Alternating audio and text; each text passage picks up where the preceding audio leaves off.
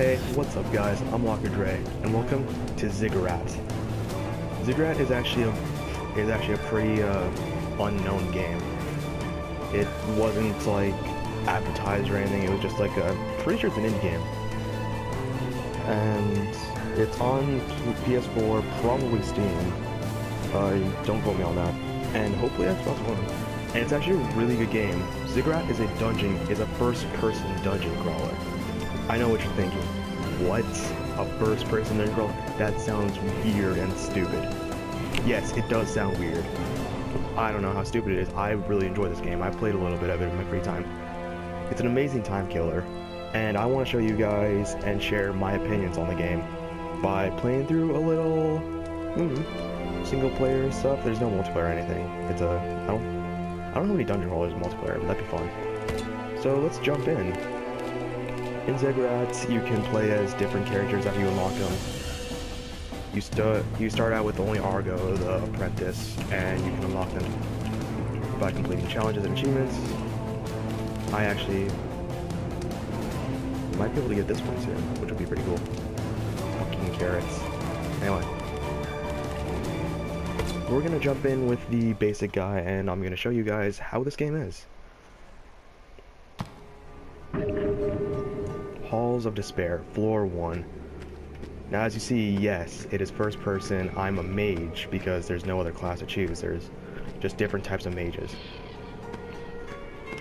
If you look in the top left, there's my dungeon crawling minimap, and I accidentally just shot my wand. You always start out with a wand, and sometimes, most of the time, you start out with a random weapon they give you.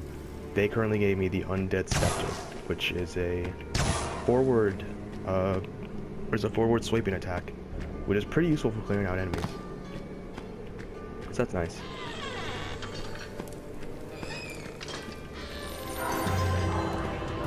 Tea Party, lots of potions. Now, that's actually a pretty good thing to explain. So in Ziggurat, you walk into each room and there'll be enemies that you have to kill. You can't leave a room once you enter if there are enemies in it. The bar on the very top shows how many enemies there are. They're all called minions, and it'll go down the more you kill the enemies. So it shows how many enemies there are actually in the game. Sometimes these little shits are really hard to climb up on you. And I'm actually out of mana because, wow. I guess I have to use the staff already. Not a very good start, but the staff's mana regenerates over time. The staff, however, does not. I don't know why I just jumped into acid. That was acid created by a barrel that it broke. And obviously that'll hurt. I don't know why. These guys are just like a skeleton do. That's what I think. They just follow you around and always piss you off and lunge at you. Okay, so see? I've killed the first room. I've taken out everyone in this room, and the map has popped back up on my top left. And now this area is discovered. This room seemingly has nothing in it, but let's go around and check. Breaking barrel is always good because it'll give you mana, which are those crystals.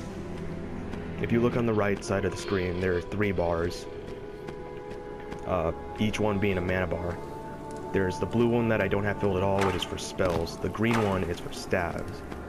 Neither of those, and the very third one, which is orange, is for alchemy ingredients.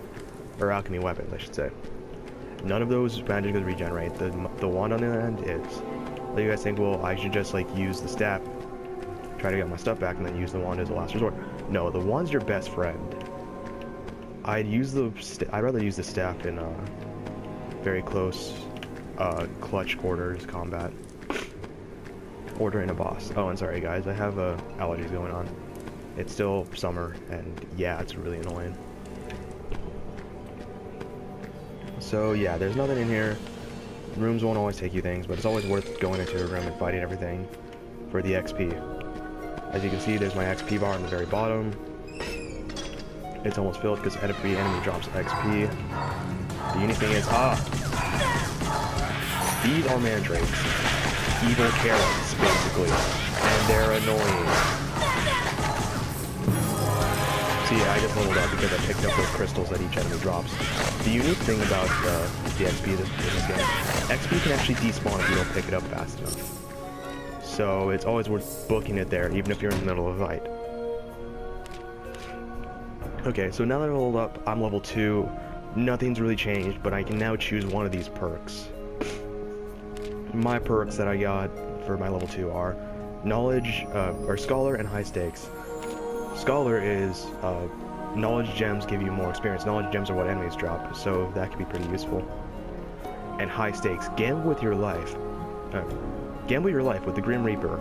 If you win, your health and mana is refilled. If you don't, your maximum health is decreased by 25.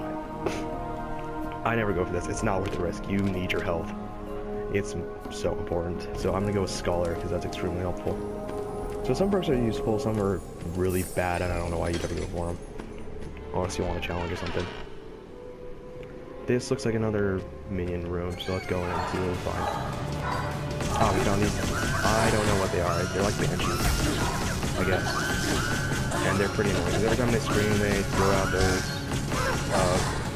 attacks. They're kind of like my wand attack, my heavy attack. So every weapon in the game has 2 attacks. The light attack by holding down R2, and the heavy attack by holding down L2. The heavy attack is stronger, but it obviously uses up more magicka. The right attack, or the light attack, is by the exact opposite. So it's a good balance on how you do it. I don't know why, I really enjoy this game. I love a good dungeon crawler. So to those of you who don't know what dungeon crawlers are, because it's actually a very unknown genre, it's a subgenre of RPG, which is, if you've ever played an RPG like Skyrim or an MMO like Warcraft, like World of Warcraft, you'll know that going into there are quests that throw you into dungeons. Dungeons will give more XP. Dungeon quests will give more XP than normal quests. And it's always good to do those dungeons because you'll level up faster. This game, or these sorts of games, dungeon crawlers, are literally just that, just the dungeons. A lot of you are thinking, well, that sounds extremely boring and tedious. Not really. Dungeon crawlers make a really good way of being unique from just like multiplayer dungeons or RPG dungeons. They do a really good job of breaking away from that. Making it where you basically live in the dungeon. You gotta strategize how you play. It's almost like a MOBA if it was online. You always gotta constantly think about how you're doing things. What's the best way of survivability? These things are I almost always put these things in the survival category of RPGs. Because you always gotta make sure you want to survive as long as possible. When a lot of people think dungeon crawler, they think arcade or touch or like mobile gaming. I actually have a dungeon crawler on my phone called Pixel Dungeon. Really fun game. But dungeon crawlers aren't just that. They're an actual subgenre of RPG. And they're really fun. Especially if you, for a time killer.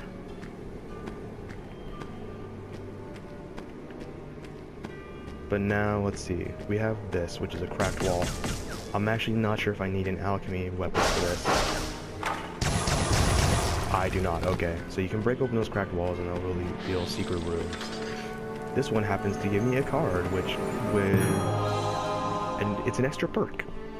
So you can get perks without leveling if you find these secret rooms. This one gave me a bigger magic pool. So you can see the blue bar on the right is bigger than the other ones now. So now if I get a spell, I can use it more than the other two. So that's fantastic. Oh, here we go. This is the room you always want to go for on the floor. This is the portal key. You can now summon the Guardian of the floor. The Guardian is the boss. Every floor has a boss. You need to kill it to go to the next floor. And hey, here we found a lore book. Now, yes, this game actually has lore. While it may not be a good story, I don't know how good it is. It's okay, I guess. For a dungeon crawler, at least. You can continue to find lore by doing these. And these are, like, written thoughts by other people who ran into the dungeon. Do not be fooled by these horrid creatures with their what? Are there huddling strides and guttural voices? It seems they are the only ones that can use their weapons with great aim, but some apprentices have learned this too late. So that'll tell us that that one just basically told us not to underestimate our enemies, and yes, that's true. Those carrotmen, they may not have done that much damage, but they can kill you. They can swarm and murder you. Oh, well, we're getting really lucky on the first floor. This is a random box. This can give us pretty much anything good, but sometimes at a cost. So let's see what we get. Oh, it's a trap, but we got a lot of treasure out of it. So yeah, that's what happened. The box opened up, trapped us in this room full of minions, but it at least gave us XP out of it. So we just need to fight our way out of here. So you know, it was worth it. It's always worth doing, unless you're like really low on health.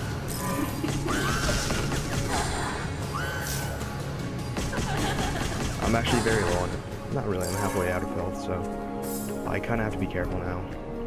There are several ways to get health. There are some perks that give you health over in certain situations, and there are enemies that drop health.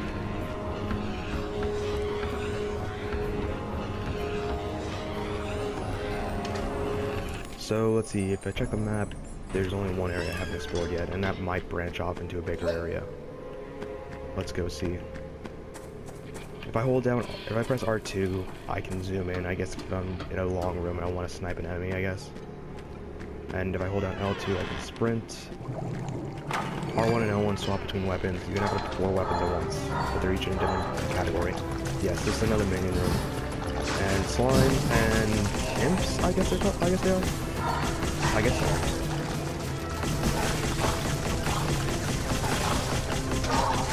These are the blue slimes, so they're the easier ones. Oh, I'm not even one single moment. You can level up whenever. That actually pauses the game for you. Now, here are my 2. Potions give you more health, or your speed is heavily increased for a while when hit. I would want more health when it's dropped, because that's very, very useful. I really like this game as a dungeon crawler because anyone who's played the dungeon crawlers know it's almost constantly revolved around luck. Like, you just gotta be lucky to get to that area. You have to be lucky enough to get good weapons, good armor, be strong enough to fight the boss at the end, and then get to the next area where you have to be lucky again, and the luck's even worse. This game, however, it is still kind of revolved around luck because you can't go through the entire game with your wand. But at least there's still a chance to survive, as you can dodge enemy hits, you can choose what attacks you want. It's amazing. So this is the first boss. Let's see what I get. Guknar the Crusher, the mighty warlord. So bosses will spawn randomly. It's a random chance what boss you get. I'm gonna say I'm almost certain that every boss summons enemies around you. All they drop is magic with them. This is actually a pretty good place for my wand to fire with my staff. Clear out enemies. See, I can jump over its attacks, so I can take damage. Though those attacks may not work. I may not be able to dodge at least. So my L2 for this staff is a much bigger AoE. I think they do more damage as well, but unfortunately, I'm almost dead. Guknar might kill me, which is kind of embarrassing because he's the first boss.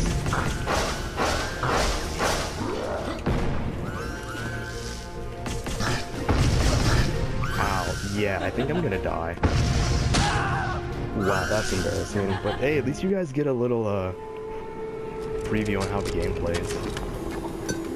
The furthest I've ever got is floor 4, I think, and that's when enemies get really strong. So this is the score menu. Level will be bonus none because I didn't complete a level. Rooms cleared 6. Enemies killed 71. Experience earned 989. Items picked up 10. Time 10 minutes 52 seconds. So that's not a very good run, honestly, but I guess it was worse. What's cool is I unlock items. I think I unlock possible items that I can get now. Like, I was never able to get this perk before. Now I can get the perk Sprinter. Your sprinting speed is increased. So now I can unlock, I have the ability to, it's now possible for me to get this perk when I level up. And that was the game. So thank you guys so much for watching Ziggurat. And if you liked the video, like, comment, subscribe for more content that I do. This is actually one of my only solo things going on my channel right now. And if you guys want me to play more, I'd be more than happy to. I want to play this game with you guys some more. So, again, thanks. And see you in the next time.